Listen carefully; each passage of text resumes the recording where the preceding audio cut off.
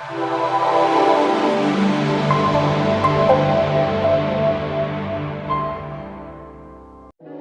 so today's video, I'm going to talk about Talentless Nana.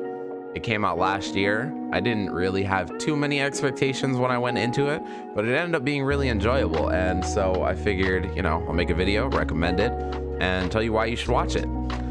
First off, this anime is basically what you would get if you combined Death Note with My Hero Academia. I mean, literally, this anime has the vibes from both of them, and it combines them, and it makes a really enjoyable show. The thing about Talentless Nana is, as you can see from like the cover art, you got like all these colorful characters with superpowers, but within its world, they're called talents. And some of the talents are pretty broken. I mean, you've got, everything from short-term time travel to copycats to reviving the dead. Like, there's a whole bunch of interesting powers. It's kind of hard in the superhero genre to come up with like a new power, don't get me wrong. But the thing is, like, seeing some of the powers that you might see in other superhero stuff, that doesn't make it boring. They're still interesting. And I think whereas in My Hero Academia, a lot of the powered characters, they're a little bit more humble about their powers. Maybe not humble, but in comparison to Talentless Nana, almost every character within this show is like really arrogant about the fact that they have superpowers. They think that like they're the elite, just because like they can control fire or ice or whatever. They think that like they're really like above everyone else.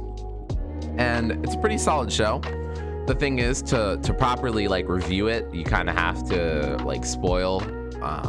There's like a twist to the show, and it's basically impossible to review it without spoiling. So if you don't want spoilers, you should probably stop right around here. I will say you definitely should check this anime out. It's really enjoyable.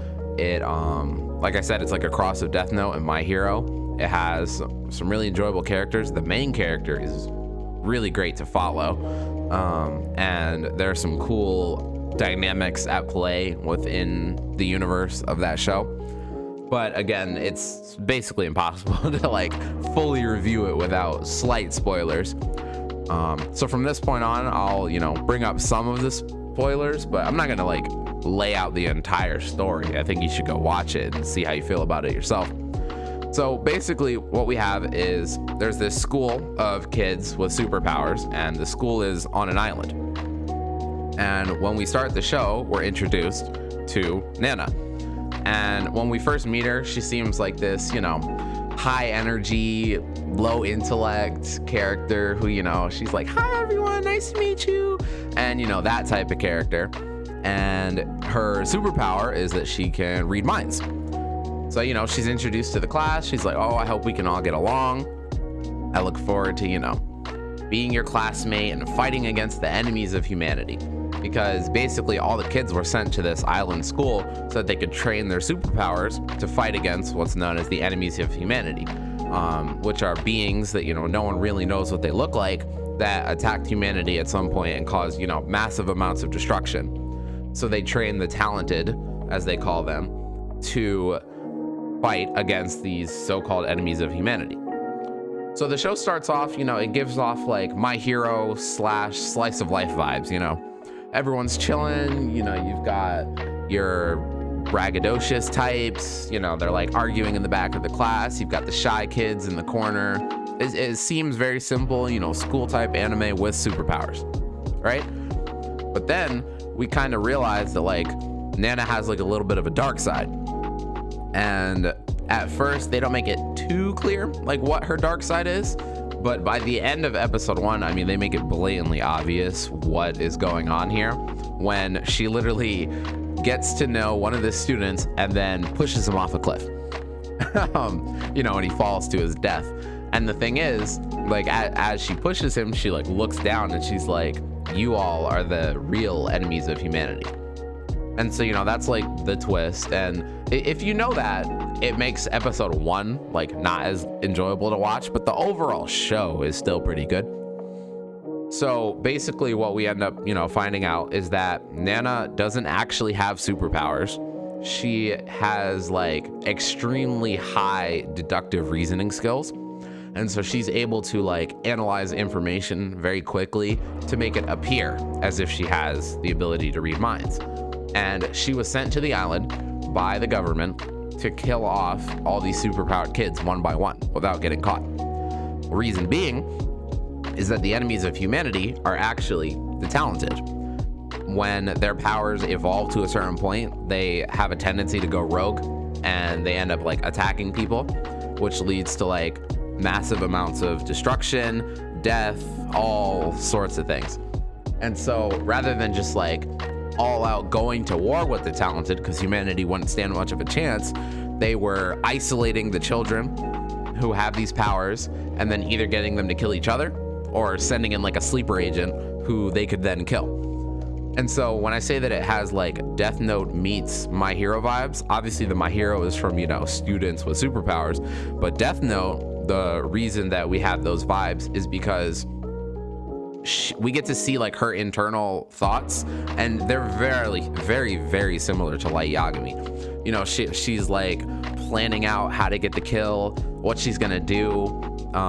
She doesn't have like Light's pride. You know, he has like a lot of pride when it comes to being Kira, but she has like this analytical mind where she's like, all right, I need to figure out what this person's power is, how I can take them out, and how I can do it without being caught. And so, you know, basically like episode to episode, or, you know, maybe sometimes it'll be like a 2 or 3 episode arc, we get to see her on her like quest to, you know, slaughter these talented kids. But the thing is, you know, that alone would have been a pretty interesting premise, but they add in like a rival character who, his name is Kyoya, and he's basically the L to her Light. He pretty much, you know, he shows up, I think in episode 3 or the end of episode 2, I'm not sure. And he, you know, he's like, oh, I'm glad to meet you, you know, and the thing is, he doesn't disclose what his talent is, because they're not required to tell their fellow students what their power is. They can kind of keep it on the low if they want to, you know, whether it's because they're suspicious of other people or they just don't want to tell their power. And basically, pretty much from when he arrives, he suspects that she's like, you know, there's something sus about her. And so as the show progresses, anytime, you know, like a character dies or whatever, he's like, oh, why were you so close to, you know, so-and-so right before they died? I think that like you killed them. And, you know, she just like how Light will be like, no, there's no way I could be Kira. Like, I was here, you know. It has almost like a Among Us vibes, you know, where you're the imposter and you gotta lie, you know, oh, I couldn't have killed that person, I was over in wires. She always manages to kind of like talk her way out of things. She'll have like set up an alibi in advance, or she'll have a kill go off in the distance while she's with someone else.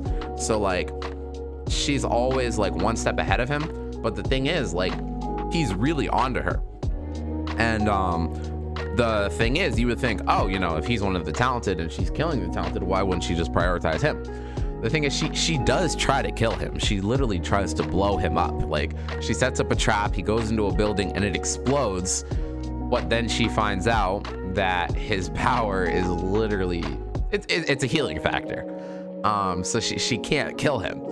So she really just needs to constantly evade him because she simply cannot execute him, which I think is actually pretty cool, because if she could just kill him, whereas like Light couldn't exactly kill L because it would make him stupidly obvious that it was Kira, she could kill him, easily get away with it, and then there would really be no one to challenge her, because a lot of the other students are like stupid or arrogant and they are not paying attention to what's going on. They just believe her when she says, oh, the enemies of humanity are attacking.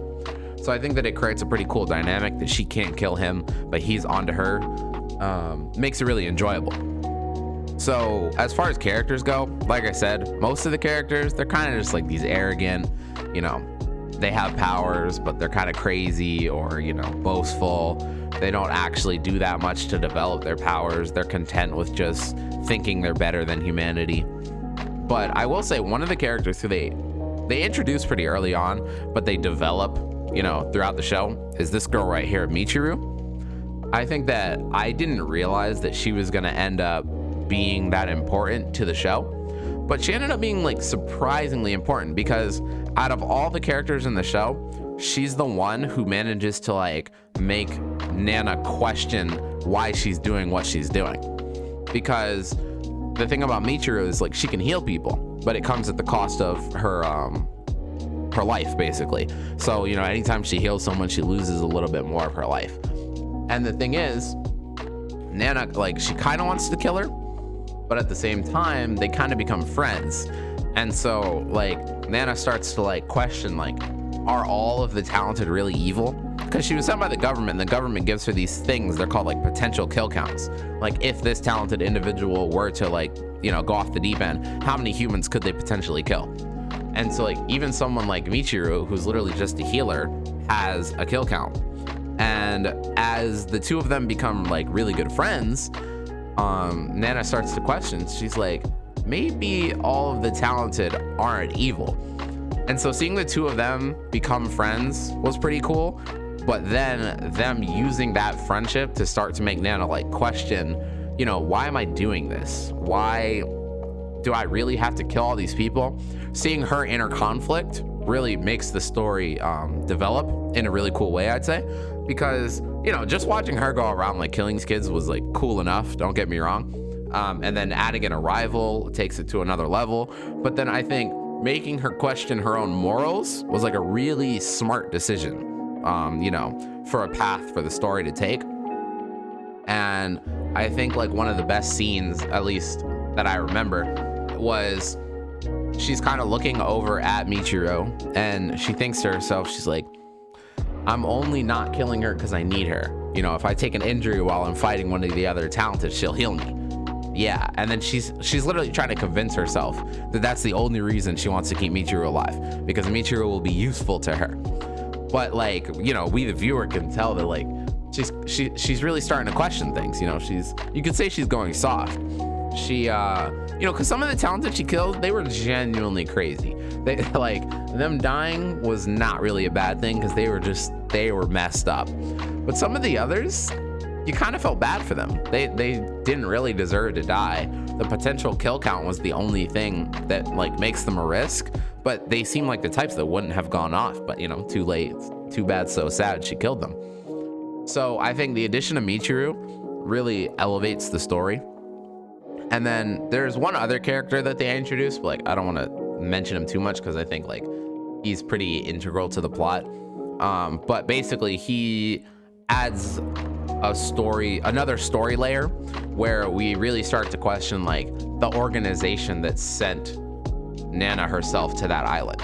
It makes you wonder, like, are they actually, you know, telling her the right things, or did they manipulate her so that they could use her as a weapon?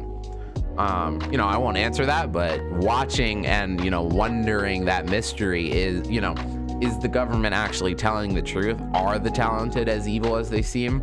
Adds in just one more layer, because, you know, as Nana is starting to question things herself, we're getting this other information that makes us question it as well. And so it adds, like, that nice layer of mystery and suspense to the show. Overall, I'd probably give the show like an 8 out of 10, maybe higher, probably like 8.5, I'd say. It's really enjoyable. You know, Nana, Michiru, Kyoya, who's like her rival, those three characters were really great. Nana herself is probably one of my favorite characters from anime in 2020. I think that if they had just left her as this, like, cold killer, I still would have enjoyed her as a character. But the fact that they use Michiru to develop her even more made her that much more enjoyable. Like, she was probably top 5 as far as main characters go from anime that came out last year. I would definitely recommend this to anyone who likes mystery, suspense, murder, superheroes, like any of those genres. If you enjoy those, you'll definitely like Talentless Nana. Highly recommend it, and you should go give it a watch. If you enjoyed this video, feel free to like, comment, and subscribe for more anime recommendations in the future.